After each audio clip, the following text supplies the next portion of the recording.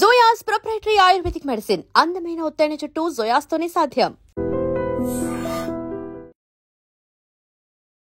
I dream ప్రేక్షకులకు నమస్కారం. దైవానుగ్రహం కార్యక్రమానికి స్వాగతం.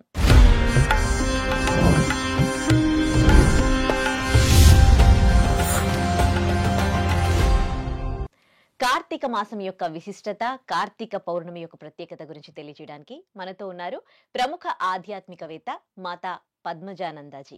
మాట్లాడదాం. నమస్తే అమ్మ, వెల్కమ్ టు అవర్ స్టూడియో. ఈ కార్తీక మాసం మొత్తం కూడా శివారాధన చేస్తూ ఉంటారు. కార్తీక పౌర్ణమి రోజు 365 ఒత్తులు వెలిగించి పూజ చేస్తారు. అసలు ఏంటి ఈ కార్తీక మాసం యొక్క ప్రత్యేకత, విశిష్టత, అలాగే కార్తీక పౌర్ణమి యొక్క విశిష్టత గురించి తెలియజేస్తారా? హరి ఓం శ్రీ గురుభ్యో నమః. సర్వమంగళ మాంగళ్యే శివే సర్వార్థ సాధికే శరణ్యే త్రయంబకే దేవి నారాయణి నమోస్తుతే. అమ్మ, అసలు శివారాధన అనేదే కాదు. కార్తీక మాసం అంటే అదొక్కటే కాదు, శివకేశవులు ఇరువురికి కూడా చేసేటువంటి మాసము. ఇద్దరికి కూడా ప్రత్యేకమైన మాసం ఏదైతే ఉందో అది ఈ కార్తీక మాసం. అంటే ఇందులో మనము ఆధ్యాత్మికంగా చూసుకున్నట్టయితే, స్పిరిచువల్గా చూసినట్టయితే, ఇక్కడ చూడండి, కార్తీక మాసంలో తులసి ఆరాధన కూడా బాగా చేస్తారు, అమ్మవారి పూజ కూడా బాగా చేస్తారు. చాలా నోములు, స్త్రీలైతే ఎన్నో నోములు కూడా చేస్తూ ఉంటారు.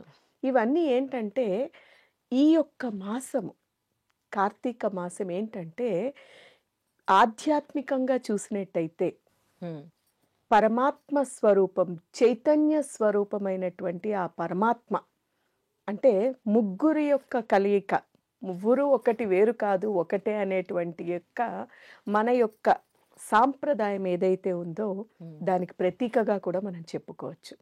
అయితే ఇక కార్తీక మాసం అంతా కూడా ఏమి చేసినా, ఏ పూజ చేసినా, ఏ నోము నోచినా, ఏమి చేసినప్పటికీ కూడా మనకి చాలా అద్భుతమైన ఫలితాలు లభిస్తాయి. అయితే ఇంకా ఇప్పుడు ఎక్కువగా సైంటిఫిక్ నమ్ముతున్నారు, అలాగే మూఢాచారం కూడా పెరిగిపోయింది, సైంటిఫిక్ కూడా పెరిగిపోయింది. మూఢాచారం ఎలా పెరిగింది అంటే ఎప్పుడో ఎవరో చేశారు, ఎవరో ఒకళ్ళ ద్వారా ఇది ఏదైనా సరే ఏదో ఒకళ్ళ ద్వారా స్టార్ట్ అవ్వాలి, దాన్ని స్ప్రెడ్ చేస్తున్నారు జనాలు. ఒకళ్ళు ఎవరో వెలిగించారు దీపాలు, వాళ్ళ కుటుంబం మొత్తం వెలిగించారు కాబట్టి మేము కూడా అలా వెలిగించేయాలి అంటే ఆ దీపాలు వెలిగించినందువల్ల వచ్చే ఫలితం అసలు ఎందుకు వెలిగించాలి అనేది ఎవరికి లేదు, తెలుసుకోవట్లేదు, కానీ ఫాలో అవుతున్నారు. అర్థం ఏంటి అనేది లేదు. అదే ఇప్పుడు గుడికి వెళ్ళిపోతే దండం పెట్టేసుకుంటే మనకి ఫలితం లభిస్తుంది అంటే స్వార్థపూరితంగా మన యొక్క వాంఛలు తీరడం కోసం భగవంతుడిని ఆరాధించడానికి ఇవన్నీ ఎక్కువయ్యాయి. అంతే తప్ప చేసేటువంటి వాళ్ళు గోప్యంగా, ఇవన్నీ ఏంటంటే దైవారాధన, భగవత్ ఆరాధన అనేది ఎప్పుడు కూడా గోప్యంగానే ఉంటుంది. నిజమైనటువంటి భక్తి శ్రద్ధలతో చేసినటువంటి వాళ్ళందరూ కూడా గోప్యంగా, అంటే అలాని సీక్రెట్ ఏదో తెలియకూడదని కాదు, కాకపోతే ఎక్స్ప్రెస్ చేయాలి, 10 మందికి తెలియాలి అనేది లేదు. కానీ ఇప్పుడు ఏమైపోయింది, ఒక చిన్న పూజ పెడితే, ఒక వ్రతం పెట్టుకున్నారు అంటే దానికి మళ్ళీ ఒక షోల్ చేసుకోవడమో లేకపోతే ఇంకొకటి చేయడం, డెకరేషన్లు, అందరినీ పిలవడము, అదంతా చూపించుకోవడం, కాస్ట్ ఎంత డబ్బు, ఆమె 10,000 పెట్టి చేసింది అంటే నేను 20,000 పెట్టాలి. భగవంతుడు ఎప్పుడు కూడా ఇది చేయలేదమ్మా, చెప్పలేదు మనకి. ఇది ముఖ్యంగా గుర్తుపెట్టుకోవాలి జనులు. అయితే చేసేటువంటి పని, అది చేసిన పని భగవంతుడికి ఏ చిన్నది చేసినా కూడా ఫలితం అద్భుతంగా ఉంటుంది. కాకపోతే చేసేటువంటి ఫలితం, ఇప్పుడు ఇంకొకటి ఏంటంటే వాళ్ళు చేశారు, నేను చేసేసా, మరి వాళ్ళకి ఫలితం వచ్చింది నాకెందుకు రాలేదు, ఈ ఫీలింగ్ కూడా ఉంటుంది, ప్రతి ఒక్కరికి ఉంటుంది. వాళ్ళకి ఫలితం వచ్చింది అంటే నమ్మకంతో చేశారు, అలాగే శ్రద్ధాభక్తులతో చేశారు. భావం ప్రధానం అక్కడ, ఎవరినో చూసి మనం చెయ్యకూడదు. నీ భావం అనేటువంటిది ముఖ్యం అన్నమాట. ఈ భావనతోని నిజంగా భగవంతుడు ఉన్నాడు, భగవంతుడు మన యొక్క ప్రతి మాటని వింటున్నాడు అనేటువంటి విషయాన్ని నువ్వు గ్రహించి, ఈ మాసం అని కాదు, ఎప్పుడు చేసినా కూడా ఫలితం ఉంటుంది. అందులో ప్రత్యేకించి ఈ మాసంలోనైతే ఒక చిన్న దీపం వెలిగించినా చాలు తల్లి, అమోఘమైన ఫలితం లభిస్తుంది. ఓకే, ఆది కేశవులను ఎందుకు కలిపి పూజించాలి ఈ మాసంలో? మన శివకేశవులు ఎందుకు అనేటువంటివి అంటే శివకేశవులు ఇద్దరు కూడా వేరు కాదు, ఒకటే. వారు వేరు వీరు వేరు కాదు. కాకపోతే శైవులు అనేటువంటి వాళ్ళు శివుణ్ణి ఆరాధిస్తూ ఉంటారు. వైష్ణవారాధనకి ఉండేటువంటి వాళ్ళందరూ కూడా విష్ణు రూపంలోని ఆరాధిస్తూ ఉంటారు. విష్ణువు అలంకార ప్రియుడు అన్నారు, అలాగే శివుడు అభిషేక ప్రియుడు అన్నాడు. ఈయనకి బోలాశంకరుడు అని పేరే వచ్చింది. ఈయనకి ఏం అక్కర్లేదు, మన చేతిలో ఏమున్నా లేకపోయినా ఒక కొంచెం నీళ్లు తీసుకువెళ్ళి ఆయన మీద అభిషేకం చేసినా కూడా ఆనందపడిపోతాడు. ఇమీడియట్ గా వరాలు ఇచ్చేస్తూ ఉంటాడు ఆయన. అదే విష్ణు ఆరాధనలోని కొన్ని అలంకరణలని, పూజలని, నామస్తోత్రాలని ఇలాంటివన్నీ కూడా కొంచెం ఎక్కువ చేస్తూ ఉంటారు. ఆయన అలంకార ప్రియుడు. మనకి దానికి ప్రత్యక్షంగా మనకి కావాలి అనుకుంటే కలియుగ ప్రత్యక్ష దయం వెంకటేశ్వరుడు. అంటే విష్ణువుకి ఆ యొక్క ఆరాధన అనేది చాలా ముఖ్యం అన్నమాట.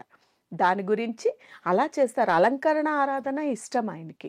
ఈయనకి ఏమీ అక్కర్లేదు, ఏం అక్కర్లేదు. అంటే ఇక్కడ మన యొక్క గుణాలు కూడా ఉంటాయి. ఈయన సత్వగుణ సంపన్నుడు. అలాగే మనం చూసినట్టయితే త్రిమూర్తులలోని విష్ణువు చేసేటువంటిది ఏంటి, ఏమంటారు, రాజ్యాలని పాలించడం. అంటే ఇక్కడ రాజ్యం అంటే ఏంటి, ప్రపంచాన్ని అంతటినీ కూడా రూల్ చేస్తున్నాడు. రాజులు ఎలా ఉంటారు తల్లి, రాజ వైభవంతోనే ఉంటారు. అలంకరణ. సో మరి ఆ రాజ వైభవం ఆయనకి చెయ్యాల్సిందే. ఇక విష్ణువు మన శివుడికి వచ్చేసరికి తమోగుణ సంపన్నుడు. తమోగుణం అంటే ఆయన ఎంతసేపు లయం, అంటే ఇక్కడ లయం అనేసరికి అది ఆయన ఎంత దీంట్లో చేసేస్తాడు, మనుషుల్ని చంపేస్తాడు, అదే లయం అనుకుంటారు. కాదు, పరమాత్ముడి వైపుకి మోల్డ్ చేయడం, డైవర్ట్ చేయడం ఆయన చేసే పని. ఇప్పుడు నేను నీలా కావాలన్నా, నువ్వు నాలా కావాలి అన్నా మనం అడ్మైర్ చేసుకుని అదే దారిలోని వెళుతూ నేను నీవైపోతా, నువ్వు నేనైపోతా. ఈశ్వరుడు చేసే పని అదే. సో దానివల్ల ఆయనకి అలంకరణలు అవన్నీ అంత ఇంపార్టెన్స్ ఉండదు. కానీ విష్ణువుకి కావాల్సి వస్తుంది, అందుకని చేస్తారు. అంతేగాని భేదం అంటూ ఏం లేదు. ఈ మాసం ఎందుకు ఇద్దరికి అంటే, ఇద్దరికి కూడా ఈ మాసంలో భేదం లేదు అనేటప్పుడు ఈ మాసం ప్రత్యేకించి పూజ చేస్తాం. ఇక మనం సైంటిఫిక్ గా తీసుకున్నట్టయితే మనకి ఇప్పటి వరకు అంటే కార్తీక మొదలయ్యేంత వరకు అంటే దసరా నవరాత్రులు, దసరా అయ్యేంత అప్పుడు కొద్దిగా మనకి చలి స్టార్ట్ అవుతుంది. ఇక కార్తీకం వచ్చేసరికి చలికాలము అది పెరిగిపోతూ ఉంటుంది, చలి పెరుగుతుంది. అంటే వాతావరణంలోని ఒక్కసారిగా మార్పు వస్తుంది. ఇప్పుడు మనకు ఉండేటువంటి పరిస్థితులు చూసినట్టయితే కొంచెం డిఫరెంట్ గా ఉన్నాయి. కానీ ప్రకృతి వైపరీత్యాలు అంటారు, అంటే జరిగేటువంటి అనర్థాల కారణంగానే ప్రకృతి వైపరీత్యాలు కూడా.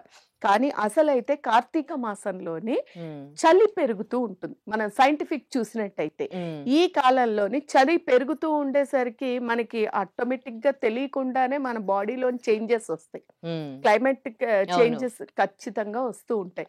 అందుకోసము ఈ కార్తీక మాసంలోని పొద్దున్నే లేచి స్నానాలు చేయడం అని, చన్నీటి స్నానాలు చేయడం. అంటే ఇప్పుడు మనకి ఇక్కడ సిటీస్ లోని చెరువులు అది లేదు, కానీ చెరువుల్లోని స్నానాలు చేసినట్టయితే అక్కడ నీరు వెచ్చగా ఉంటుంది కొంచెం. ఎప్పుడైనా సరే మీరు ఎక్కడైనా చూడండి, బావిల్లో గాని చెరువుల్లో గాని ఎక్కడ చూసినప్పటికీ కూడా రాత్రి అంతా మనకి చలితనం విపరీతంగా ఉంటుంది, కానీ అక్కడ నీరు వేడిగా వెచ్చగా ఉంటుంది అనమాట. అందుకని చెరువుకి వెళ్ళి స్నానాలు చేయడం అని. అలాగే పొద్దున్నే మనకి చలి పెరుగుతూ ఉండేసరికి పొద్దున్నే లేవాలనిపించదు. కానీ ఏంటంటే మన బాడీ ఏది పెట్టినా, మనం ఏ పూజ చేసినా, ఏమి చేసినా, భగవత్ ఆరాధన చేసినా కూడా మన మంచికే, అది మన గురించే చేయమన్నారు, లేక ప్రత్యేకించి భగవంతుడు ఏది అడగలే. కానీ ఇప్పుడు ఇలా చేసినందువల్ల ఇప్పుడే మీకు ఈ కార్తీక మాసంలోనే ఎక్కువ మీకు ఏమంటారు మాలలు వేసుకోవడం, అయ్యప్ప మాలలని, భవానీ మాలలని, ఇవన్నీ ఎందుకు వేస్తారంటే ఒక నియమం పెట్టుకుని. మామూలుగా చెప్పి ఇలా చెయ్యండి అని ఇంట్లో తల్లిదండ్రులు చెప్పిన పెద్దలు గాని పిల్లలు గాని ఎవరు వినరు.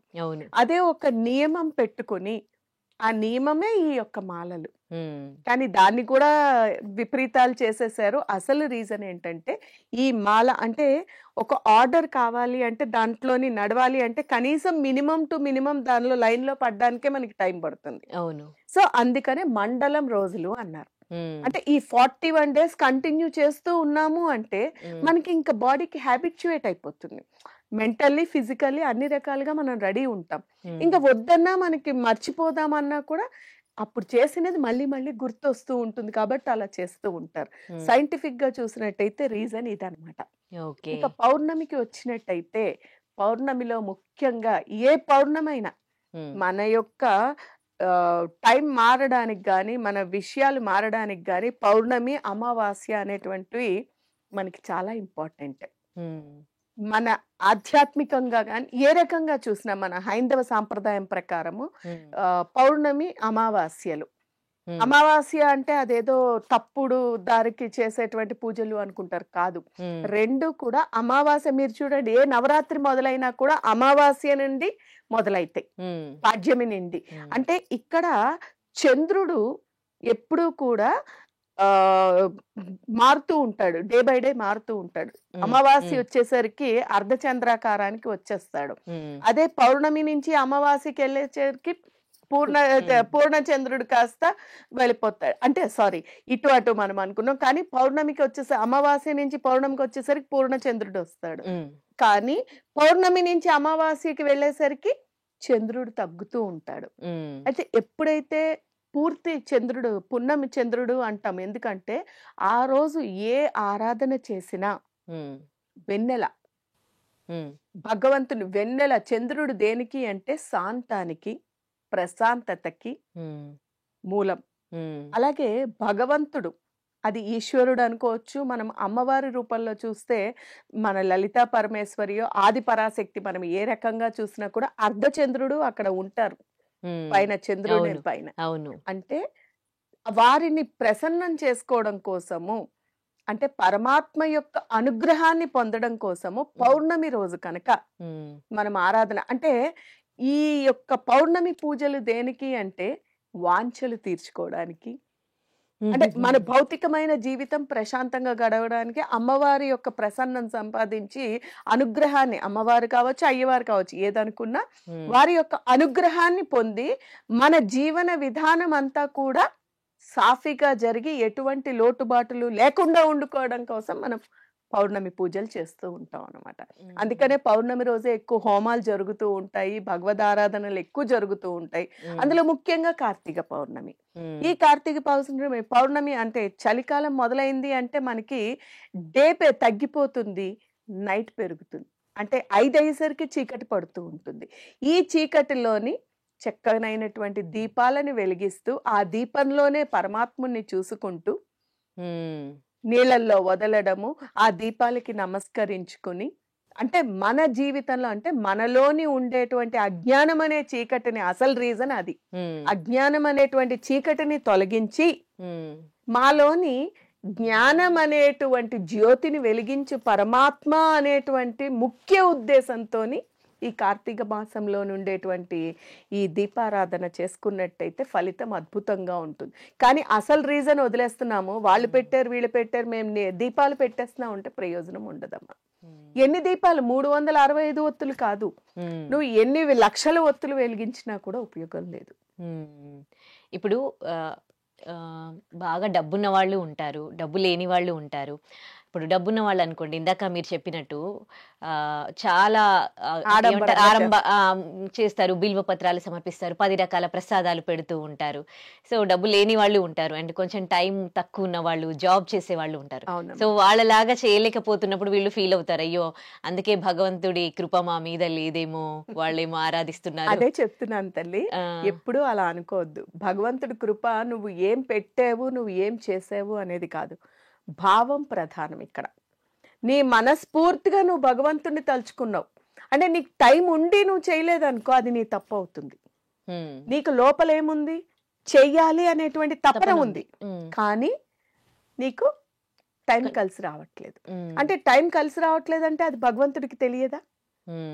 నీ ప్రతి అణువు భగవంతుడికి తెలుసు. దాని గురించి ఏది బాధపడాల్సిన అవసరం లేదు. నేను చేయలేకపోయాను అనే అంతర్గతంగా భగవంతుడికి ఒక నమస్కారం మనస్ఫూర్తిగా పెట్టుకున్నా ఫలితం అద్భుతంగా ఉంటుంది.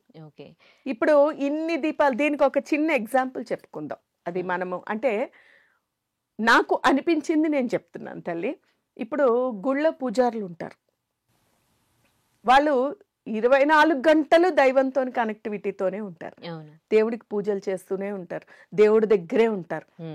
కానీ వాళ్ళకంట వచ్చినటువంటి భక్తులు ఒక నమస్కారం పెడితే మరి వాళ్ళకి ఫలితం ఇవ్వట్లేదా భగవంతుడు? ఇస్తున్నాడా లేదా? వీళ్ళకే ఎక్కువ ఫలితాలు వస్తున్నాయి. 24 గంటలు దేవుడి దగ్గర ఉన్న వాళ్ళకి సమస్యలు ఏం లేవా? బాధలు లేవా? అనారోగ్య సమస్యలు లేవా? మరి దేవుడి దగ్గరే ఉన్నారు కదా వాళ్ళు. ఎంతసేపు ఏం చేసాం అది కాదు, భక్తి మనస్ఫూర్తిగా భగవంతుడికి ఒక్క నిమిషం మనస్ఫూర్తిగా ఎప్పుడూ కూడా భావంతోని త్రికరణ శుద్ధి, ఇది కూడా చాలా ముఖ్యం అమ్మ. త్రికరణ శుద్ధి అంటే ఇప్పుడు చాలా మందిని చూస్తున్నాం, అందులో ఇప్పుడు చాలా ఎక్కువైపోయింది, విపరీతం. లోపలకు ఆలోచన ఉంటుంది, చెప్పేది ఒకటి ఉంటుంది, మళ్ళీ చేసే టైంకి అది కూడా మారిపోతుంది. అవును, కంట్రోలింగ్ కెపాసిటీ అనేది ఉండదు. డే బై డే మార్పు వస్తుంది. అంటే అది కలి ప్రభావం కావచ్చు, మన ఆహార నియమాలు, నడవడిక అన్ని కూడా కావచ్చు. కానీ ఎప్పుడైతే నువ్వు త్రికరణ శుద్ధిగా, ఇంకొకటి ఇక్కడ గ్రహించాల్సిన ముఖ్యమైన విషయం ఏంటంటే, త్రికరణ శుద్ధిగా లేకుండా చేసినది నీ మనసులోని ఏ యొక్క ఆలోచనతో నువ్వు చేస్తున్నావో అదే నీకు ఫలితం ఉంటుంది. ఇది చాలా మందికి తెలియని విషయం. ఇప్పుడు త్రికరణ శుద్ధిగా మనం పూజ చేసుకోవాలంటే అది ఎలా చేయాలి? ఎలా మనము అంటే మన మనసులో భావం ఏదైతే ఉందో అది పూజే అని ఉందమ్మా. నువ్వు ఒక్క నమస్కారం పెట్టినా భగవంతుడిపై సంపూర్ణమైన నమ్మకం, విశ్వాసం నీ మనసులోకి వచ్చింది అనుకో, అదే నమ్మకం, విశ్వాసాన్ని నువ్వు నోటి ద్వారా ఎక్స్ప్రెస్ చేసుకో. నువ్వు చేసేటప్పుడు కూడా నీవు ఉన్నావు, నీవు నన్ను కరుణిస్తావు, నీవే సర్వస్వం అనుకునేటువంటి భావనతోని నువ్వు అక్కడ చేసే పని చెయ్యి, ఫలితం 100%. కొంతమంది చెప్తారు భగవంతుడి దగ్గర, భగవంతుడికి నీ కోరికలు ఏంటో తెలీదా, ఆయన చూసుకుంటారు, ఏం కోరికలు కోరాల్సిన అవసరం లేదు అని. కొంతమంది అమ్మ కూడా ఆకలేస్తే అడిగందే అన్నం పెట్టదు అమ్మ కూడా అంటారు. సో ఈ కన్ఫ్యూజన్ కి మీరు ఒక క్లారిటీ ఇస్తారా? తల్లి, ఇది 2 రకాలుగా చెప్పచ్చు. ఇద్దరిది అబద్ధం అని చెప్పలేం. కొంతమంది చెప్పి ఇది అబద్ధం కాదు, అది అబద్ధం కాదు. భగవంతుడికి తెలియందంటూ ఏమీ లేదు. అలాగే భగవంతుడికి మనం చెప్పుకోవాలి అనుకునేది కూడా ముఖ్యం. ఇప్పుడు కొన్ని అంటే చాలా మంది అంటూ ఉంటారు, విధి రాత ప్రకారమే అంతా జరుగుతూ ఉంటుంది, నా విధిలో ఇదే రాసి పెట్టుంది, విధి ఇది జరగదు అది జరగదు అని. కానీ మనిషి తలుచుకున్నాడు అంటే భగవంతుడు మనిషికి అంత శక్తినిచ్చాడు. నీ యొక్క కోరిక నువ్వు తలుచుకున్నావు, నీ విధిరాత డిఫరెంట్ ఉంది, కానీ నీకు ఒక సంకల్పం ఉంది, నువ్వు చెయ్యాలి అనేటువంటి ఆలోచన నీకుంది. దాన్ని నువ్వు భగవంతుడి దగ్గర ఎక్స్ప్రెస్ చేసి అక్కడ పాదాల దగ్గర పెట్టి నాకు అది కావాలి. ఇక్కడ ఇంకోటమ్మా, ధర్మ విరుద్ధంగా అడిగితే ఒకసారి చేస్తాడేమో. అంటే నేనున్నాను అనేటువంటి తెలియడానికి ప్రజలని మభ్య పెట్టడంలోని, మాయ కమ్మించడంలో చాలా జరుగుతూ ఉంటాయి. ఆ భగవత్ లీలలు ఎవరికీ అర్థం కాదు, అది వాస్తవం. కాకపోతే ధర్మ విరుద్ధంగా చేసినది అప్పుడు ఫలితాన్ని ఇస్తుందేమో, దాని ఫలితం మాత్రం, కర్మఫలం మాత్రం అనుభవించాలి. దానికి ఎగ్జాంపుల్ మనం ఎన్నో రాక్షసులు పురాణాల్లోనే ఎన్నో వింటూ ఉంటాం. ప్రతి రాక్షసుడు కోరిక తీర్చాడు, కోరినట్టు చేశాడు కదా. ఎవరే కోరిక అడిగితే అది ఇచ్చాడు భగవంతుడు. కానీ వాడి కోరికని ఇచ్చినట్టే ఇచ్చాడు, వాడిని అంతం చేశాడు. అంతం చేయడానికి కారణం ఏంటి? అక్కడ అధర్మమైనటువంటి కోరికలు, అతి స్వార్థమైనటువంటి కోరిక, దానివల్ల వాడు అంతమయ్యాడు. అదే రాముడు లాంటి మహానుభావులు, వాళ్ళు ధర్మబద్ధమైనటువంటిది లోక కళ్యాణం కోసం 10 మంది కోసం జీవించేటప్పుడు భగవంతుడు సపోర్ట్ ఉంటుంది, వారినే భగవత్ స్వరూపాలుగా కూడా చేస్తాడు. ఇదే సత్యం. ఏదైనా గుడికి వెళ్ళినా కానీ, ఇంట్లో దేవుడి దగ్గర మొక్కుతున్నప్పుడు కూడా కానీ, అంటే ఏ మంత్రం ఉచ్చరించాలి సింపుల్ గా ఆ భగవంతుని ప్రార్థిస్తూ? ఇంత మనం చెప్పుకున్నాక నీకు మళ్ళీ ఆ డౌట్ వచ్చిందా తల్లి? మనస్ఫూర్తిగా అయ్యో తల్లి, ఒక్కటి గుర్తుపెట్టుకోమ్మా, మంత్రం అనేటువంటిది అంటే ఇప్పుడు మామూలుగా బయట చెప్పేస్తున్నారు, కానీ మంత్రం అనేటువంటిది ఓపెన్ గా అలా చెప్పేది కాదు. ఫస్ట్ పాయింట్, గురుముఖతః లభించినటువంటి మంత్రం అదే ఫలితాన్ని ఇస్తుంది. ఏం మంత్రం లేదు, ఓం నమ శివాయ అనుకోవచ్చు, లేకపోతే మనకి ఆదిశంకరాచార్యులు ఇటువంటి సమస్య రాకుండా ఎన్నో శ్లోకాలని, ఎన్నో విషయాలని, ఎన్నో స్తోత్రాలని మనకి ఇచ్చారు. అందులో ఏ ఒక్కటి తీసుకున్నా కూడా మనస్ఫూర్తిగా చదువుకున్నా కూడా సరిపోతుంది తల్లి. ఒక్క నామం ఏమక్కర్లే. ఓం నమ శివాయ పంచాక్షరి, శివ పంచాక్షరి. గణపతి నమః, గణపతికి శ్రీమాత్రే నమః, అంతే కదా. ఇలాంటివి చేసుకున్నట్టయితే దీనికేం ప్రాబ్లం లేదు. ఇది ఎక్కడైనా పుస్తకాల్లోని లభిస్తోంది, అంతా లభిస్తోంది. కాకపోతే చేసేటువంటి మంత్రం ఏదైనా కానీ, అది మంత్రం కానీ స్తోత్రం కానీ ఏదైనా కానీ, మనం అనుకున్నట్టు భక్తి అలాగే నమ్మకం ముఖ్యం. భక్తి ఉండి నమ్మకం లేకుండా ఫలించదు, నమ్మకం ఉండి భక్తి లేకపోయినా కూడా ఇబ్బంది. ఓకే, అది తల్లి. చాలా మంచి విషయాలు తెలియజేశారు. నాకు భక్తికి సంబంధించి పూర్తి క్లారిటీ వచ్చింది. సంతోషం అమ్మా. థ్యాంక్ యూ సో మచ్ అమ్మా. హరి ఓం తత్సత్. And don't forget to subscribe to iDream. And for more videos, Please subscribe to iDream. Please subscribe to iDream. Please subscribe iDream. And please subscribe to iDream. For more videos, subscribe to iDream. please like, share and subscribe to the channel. Congratulations, iDream. Subscribe to iDream. Subscribe to iDream. So subscribe to iDream Media. iDream ki iDream team andarki huge congratulations. Please subscribe iDream Media. Please subscribe to iDream. Subscribe iDream. Please subscribe to iDream. iDream అంటే నా కళల channel subscribe చేసుకున్న నోరు తిరుగుతలేదు. మీరైతే గంట గుర్తు కొట్టండి. For more such videos, please subscribe to iDream. Subscribe to iDream. Please subscribe to iDream. Please subscribe iDream Media. Please do subscribe to iDream. Please subscribe to iDream Media. For best entertainment and information, please subscribe iDream.